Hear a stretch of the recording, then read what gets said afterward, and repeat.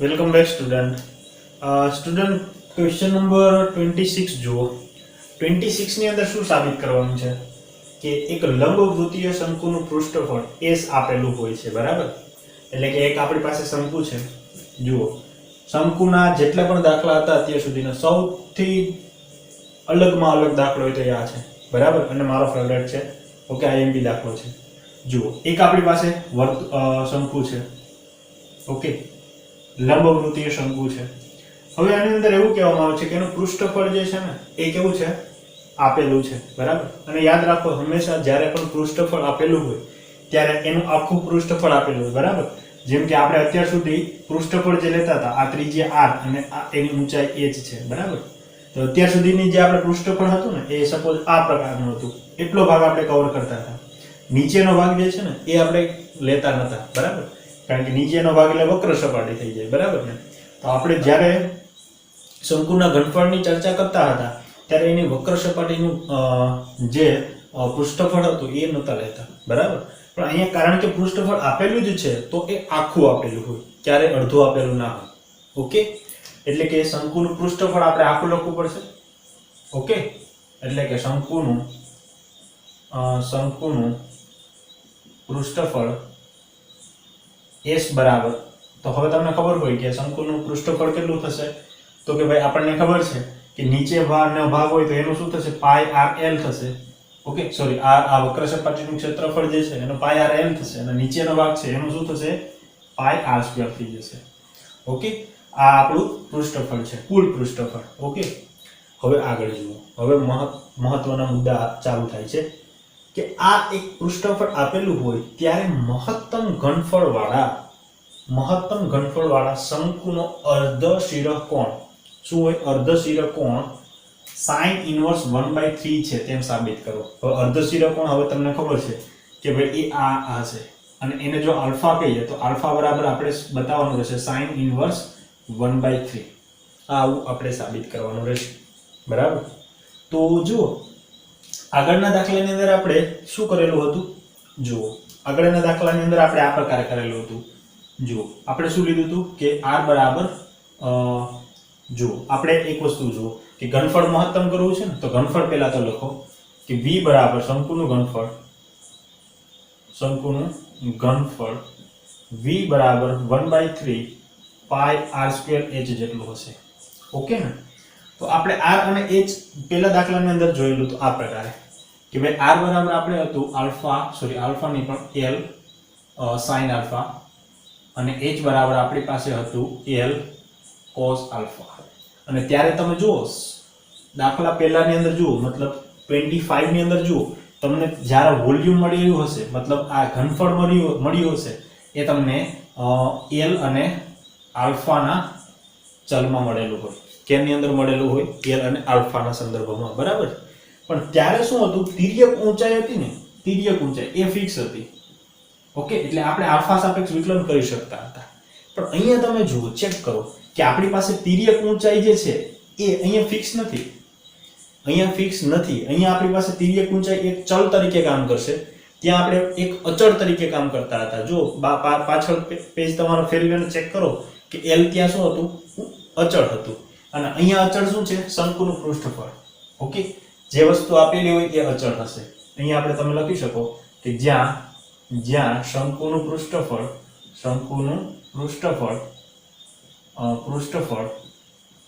કેવું છે? અચળ છે. ઓકે, અચળ છે. s જે છે એ અચળ છે કારણ કે આ પણ ચલ તરીકે કામ કરશે, આ પણ ચલ તરીકે, અને આ ત્રણ પેરામીટર છે, ત્રણ જે ચલ છે એ ચલ તરીકે કામ કરશે વસ્તુ. ઓકે, તો ચલો, આ જે આપણે લોજિક થી વાપરતા હતા એ તો આપણું ખોટું પડશે, બરાબર? એટલે આ આપણે લઈ શકશું નહીં અહીંયા. ઓકે, પણ હવે એક વિચાર કરો કે ભાઈ આપણી પાસે અહીંયા r છે અને અહીંયા h છે. તો એક કામ કરો, શું કામ કરીએ? તો કે ભાઈ અહીંયાથી કંઈક સાદું રૂપ આપી શકીએ, કારણ કે જે વસ્તુ આપેલી છે એ મુશ્કેલીના સમયે કામ લાગે છે, આપણને ખબર છે, તમને મને બધાને, બરાબર? તો એક કામ કરીએ કે આપણે જે વસ્તુ જોઈએ એ l અહીંયાથી મળી જશે. જુઓ, l અહીંયાથી મળી જશે. કઈ રીતે? તો કે આની સાદું રૂપ આપશો તો પાઈ RL = s - પાઈ r² થશે અને l બરાબર થશે s minus pi R square એના છેદમાં પાઈ આર. ચલો ઓકે, l મળી જશે. ચલો l તો તમે મેળવી લેશો. તો તમારું જે સિંગલ વેરિયેબલ, કારણ કે આપણો ટાર્ગેટ શું હોય, એક જ ચલની અંદર કામ કરવાનું, બરાબર ને, કારણ કે વિકલન કરવું છે તો એક જ ચલની અંદર હોવું જોઈએ. તો અહીંયા તમને r મળે છે. હવે ફરીથી તમે h પાસે જશો તો ભાઈ h એ શું છે, તો h એ અહીંયા જોશો તો અહીંયા ફરીથી શું આવી જશે, જુઓ સોરી તમે l શોધેલો છે ને અહીંયાથી, કારણ કે l તમે હા બરાબર કામ કર્યું છે આપણે. જુઓ હવે આપણે અહીંયાથી h નું કામ કરીએ તો h બરાબર શું થશે કે ભાઈ h નો વર્ગ બરાબર શું થશે, તો કે l² માઇનસ r² થશે. ઓકે, અહીંયા પાયથાગોરસ પ્રમેય ઉપયોગ કરશો તો h² બરાબર આ વસ્તુ થશે. હવે એક વિચાર કરો કે h² બરાબર l ની જગ્યાએ જો તમે અહીંયા મૂકી દેશો કિંમત, એટલે અહીંયા આવશે s minus pi r² upon pi r અને એનો વર્ગ માઇનસ r². તો ધ્યાનથી જુઓ, આ વસ્તુનું સાદુરૂપ મેં અહીંયા આપ્યું છે. ઓકે, તો ધ્યાનથી જુઓ, આ તમારા સિંગલ વેરિયેબલ r માં થઈ જશે. ખ્યાલ આવે છે? શું થઈ જશે? r માં થઈ જશે. આ વસ્તુ આપણી ખોટી પડશે અને આ વસ્તુની અંદર આપણે થોડુંક સાદુરૂપ વ્યવસ્થિત આપી શકશું. ઓકે, તો ચલો આ વસ્તુનો આપણે ઉપયોગ કરીએ. ડસ્ટર ક્યાં છે?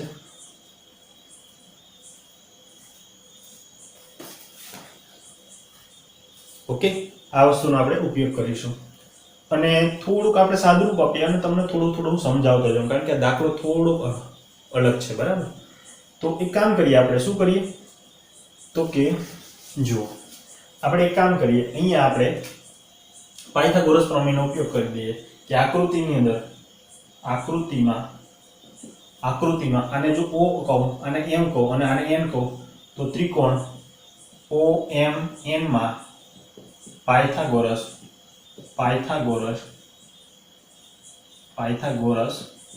પ્રમેય મુજબ શું થશે, જુઓ પાયથાગોરસ પ્રમેય મુજબ મારે h ની કિંમત જોઈએ છે. તો h બરાબર શું થશે, h નો વર્ગ થશે ને. અહીંયા h નો વર્ગ હું ડાયરેક્ટ જ લખું છું, કારણ કે તમે હોશિયાર જ છો, તમને ખ્યાલ જ હશે. કર્ણમાંથી આને બાદ કરીશું એટલે l ના વર્ગમાંથી આપણે શું કરશું, r નો વર્ગ બાદ કરશું. ઓકે, તો આ આપણને શું મળે છે, h નો વર્ગ મળે છે. ચલો h નો વર્ગ મળી ગયો છે. હવે એક કામ કરી દઈએ, આપણે શું કામ કરી દઈએ તો કે આ l ની કિંમત છે ને, ક્યાં છે l ની કિંમત, એ અહીંયા રાખી દઈએ. થોડુંક સાદુરૂપ અહીંયા જ આપી દઈએ એટલે આ બધી વસ્તુ લખવાની નહીં. તો જુઓ, આ l ને અહીંયા રાખી દઈએ તો h નો વર્ગ બરાબર શું થશે, તો કે ભાઈ આ તો l હતા, બરાબર ને, આપણે તો l નો વર્ગ લખવો છે એટલે અહીંયા આવશે s ના છેદમાં પાઈ r. હું ડાયરેક્ટ અલગ અલગ છેદ આપું છું, માઈનસ પાઈ r² ના છેદમાં પાઈ r અને એનો વર્ગ માઇનસ r². ઓકે, એટલે આપણે h ને થોડો વ્યવસ્થિત ગોઠવણી કરીને લખીએ તો આપણને h નો વર્ગ બરાબર શું કિંમત મળે છે, તો કે ભાઈ પહેલા પદનો વર્ગ એટલે s નો વર્ગ એના છેદમાં પાઈ r નો વર્ગ પાઈ² r². ઓકે, અહીંયાથી કેન્સલ શું થશે, પાઈ અને એક r કેન્સલ, તો પ્લસ આ બીજા પદનો વર્ગ એટલે શું થશે, r નો વર્ગ. ખ્યાલ આવે છે ને, કારણ કે અહીંયા r જ છે. હવે માઈનસ 2 ગુણ્યા પેલું બીજું પદ, તો પેલું પદ છે s અપોન પાઈ r અને બીજું પદ છે r. ઓકે, ચલો આનું કામ પૂરું થઈ ગયું એટલે અહીંયા આવશે માઈનસ r². ક્લિયર? ચલો હવે જુઓ, અહીંયા તો h² બરાબર આપણને શું મળશે, જુઓ અહીંયા કે અહીંયા મળશે h ના square s² upon pi r² minus plus r² અને અહીંયા આવશે આ r કેન્સલ થઈ જશે એટલે 2s અપોન પાઈ આવશે. શું આવશે, 2s અપોન પાઈ આવશે અને અહીંયા માઈનસ r². એનો મતલબ આ બંને કેન્સલ, સોરી આ માઈનસ r² છે ને, તો માઈનસ r² અને પ્લસ r² કેન્સલ, તો આપણી પાસે વધશે શું, h નો વર્ગ બરાબર s નો વર્ગ upon pi r² minus 2s upon pi. ચલો આ આપણને s ની h² ની કિંમત મળે છે, s ની નથી મળતી, બરાબર? હવે એક કામ કરો, આ v જે છે ને, v નો વર્ગ બરાબર શું થશે, 1/9 પાઈ² r ની 4 ઘાત અને h નો વર્ગ થઈ જશે. ઓકે, અને આને જો સમીકરણ નંબર 1 આપો, જો હું તમને આ રીતે એટલા માટે કરું છું કે v પછી હું v નો વર્ગ પણ લખી શકતો હતો, બરાબર. પણ તમને જેથી કરીને જેમ જેમ સાદુરૂપ આપો ને એમ એમ દાખલો કઈ રીતે સોલ્યુશન કરવો એનો થોડો ઘણો આઈડિયા આવતો જાય છે. બરાબર, એટલા પ્રમાણે હું આ રીતે કરતો જાઉં છું. તો આ સમીકરણની અંદર h ની કિંમત રાખી દેશો તમે, અથવા તો આને સમીકરણ 2 આપી દો. સમીકરણ 2 ની કિંમત, સમીકરણ 2 ની કિંમત 1 માં મૂકતા, તો 1 માં મૂકીશો તો શું થઈ જશે જુઓ, v² is equal to 1/9 pi r ની 4 ઘાત, અને અહીંયા આવશે શું આવશે તો કે a² upon pi² r² minus 2s upon pi. Okay, આવું આવશે. હવે એક કામ કરો, આ પાઈ r ની 4 ઘાતને અંદર ગુણાકાર કરી દો. ઓકે, કાંઈ ભૂલ નથી ને, જોઈ લેજો. તો v² બરાબર શું થશે, 1/9. અહીંયા ગુણાકાર કરશો પાઈ r ની 4 ઘાત એનો ગુણાકાર a² upon pi² r² minus 2s upon pi એનો ગુણાકાર પાઈ r ની 4 ઘાત સાથે. તો આપણને જવાબ મળશે, શું જવાબ મળશે જુઓ, અહીંયા આપણને v² બરાબર, અહીંયા આપણને શું મળશે તો કે આ પાઈ એક કેન્સલ, આ પાઈ કેન્સલ, અહીંથી r નો 4 ઘાત કેન્સલ, અહીંથી 2 કેન્સલ. તો અહીંયા આપણને આન્સર મળશે, શું મળશે તો કે a² r² એના છેદમાં પાઈ. બરાબર ને, એ પાઈ છે, અને માઇનસ અહીંયા શું મળશે આપણને, આ પાઈ પાઈ કેન્સલ થશે, તો અહીંયા મળશે 2s r ની 4 ઘાત. ઓકે, અને આના બરાબર ધારી લઈએ આપણે કોઈ z છે. બરાબર, તો z બરાબર આપણને મળશે a² r² upon pi minus 2s r ની 4 ઘાત. ચલો અહીં સુધી કમ્પ્લીટ. ઓકે, જો એક વસ્તુ આપણે જોવાની છે અહીંયા કે z બરાબર આપણી પાસે અહીંયા શું હતા, pi² r² r ની 4 ઘાત વડે ગુણાકાર કરવાના હતા, હે ને. અહીંયા જુઓ pi² r ની 4 ઘાત હતા, એટલે અહીંયા આપણે એક ભૂલ થઈ ગઈ છે. બરાબર, એ જોજો. અહીંયા pi² આવશે એટલે pi² કેન્સલ થશે, અને અહીંયા પણ pi² આવશે એટલે અહીંયા પાઈ વધશે. એનો મતલબ અહીંયા પાઈ નહીં આવે અને અહીંયા એક પાઈ આવશે. શું આવશે, અહીંયા પાઈ આવશે, અહીંયા 2 pi r ની 4 ઘાત અને s આવશે, અહીંયા પણ એ જ આવશે, 2 pi r ની 4 ઘાત અને s આવશે. ઓકે, ચલો હવે આપણે શું કરીશું, આપણે આનું વિકલન કરી દઈએ r ની સાપેક્ષે. ઓકે, તો dz upon dr is equal to અહીંયા થશે s નો વર્ગ ગુણ્યા r નો શું થશે 2r માઈનસ અહીંયા થશે 2 pi s, એ તો કોમન જ છે, અને અહીંયા શું થઈ જશે 4r નો ઘન. બરાબર છે, એટલે આપણને મળશે અહીંયા dz upon dr is equal to 2r s નો વર્ગ માઈનસ 4 દુ 8 pi s r નો ક્યુબ મળશે. ઓકે, ચલો હવે આપણે શું શોધવું છે, r ની કિંમત શોધવી છે, અને r ની કિંમત શોધવા માટે આપણે શું કરી દઈએ કે dz upon dr બરાબર 0 લઈશું. તો અહીંયા આવશે 2r s નો વર્ગ minus 8 pi s r cube is equal to 0. તો બંનેમાંથી s કોમન લઈ લો, બીજું શું નીકળે છે, s કોમન નીકળે છે, 2 કોમન નીકળે છે, અને r કોમન નીકળે છે. ઓકે, તો અહીંયા તમારી પાસે શું વધશે તો કે એકલો s વધશે, માઈનસ અહીંયા મળશે 4 pi s નીકળી ગયા r નો સ્ક્વેર is equal to 0. તો કાં તો આનો ગુણાકાર 0 અથવા તો આનો ગુણાકાર, એટલે કે s into r is equal to 0. Okay, અથવા તો તમને શું મળશે s minus 4 pi r² is equal to 0. તો દેખીતી વાત છે, આ તો શક્ય જ નથી, કારણ કે સરફેસ એટલે કે શું કહેવાય એને, સરફેસને ગુજરાતીમાં પૃષ્ઠફળ અને ત્રિજ્યા એ બંનેનો ગુણાકાર કોઈ દિવસ 0 હોય નહીં, એટલે આ તો વસ્તુ મતલબ શક્ય જ નથી. બરાબર, હવે હું અહીંથી થોડું હટાવું છું, અહીંયા ધ્યાન આપજો. બરાબર, આ નોટ ડાઉન કરી લઈએ. હવે જુઓ, હવે આપણે મેઇન પાર્ટ હવે ચાલુ થશે. બરાબર, અત્યાર સુધી તો આપણે ફંક્શન બનાવી અને ખાલી શું કર્યું, એનું વિકલન જ કર્યું છે. મેઇન વસ્તુ હવે સાબિત થશે કે ભાઈ 2 into SR is equal to 0 is not possible, એટલે કે એ સત્ય નથી, અથવા તો શક્ય નથી. બરાબર, શક્ય નથી, તો એનો મતલબ આ શક્ય થશે કઈ, s minus 4 pi r² is equal to 0 રહેશે. ઓકે, ચલો હવે આપણે શું શોધવું છે? r ની કિંમત શોધવી છે. તો r ની કિંમત આપણને શું મળશે? s બરાબર 4 પાઈ r². તો આ 4 પાઈ ને આ બાજુ લાવો તો s અપોન શું મળી જશે આપણને? 4 પાઈ. અને અહીંયા મળશે r નો વર્ગ. તો r બરાબર શું આપણને મળશે? s અપોન 4 પાઈ અને એનો વર્ગમૂળ. ઓકે, આ આપણને શું મળી ગયા? r મળી ગયા. તો હવે આપણો ટાર્ગેટ શું રહેશે? કે આપણે એક r તો મળી ગયો છે, બરાબર. હવે આપણો ટાર્ગેટ એવો રહેશે કે મહત્તમ ઘનફળ થાય, બરાબર. ઘનફળ આપણું મહત્તમ કરવું છે, એનો મતલબ કે આનું ડબલ ડેરિવેટિવ આપણે શું બતાવવાનું રહેશે? ગ્રેટર ધેન 0 બતાવવાનું રહેશે, બરાબર. પછી આપણે જે હજી એક વસ્તુ સાબિત કરવી છે એની વાત કરું, બરાબર. કારણ કે અહીંયા પહોંચી ત્યારે જો સમજાવીશ ને તો જ તમને વધારે ખ્યાલ આવશે.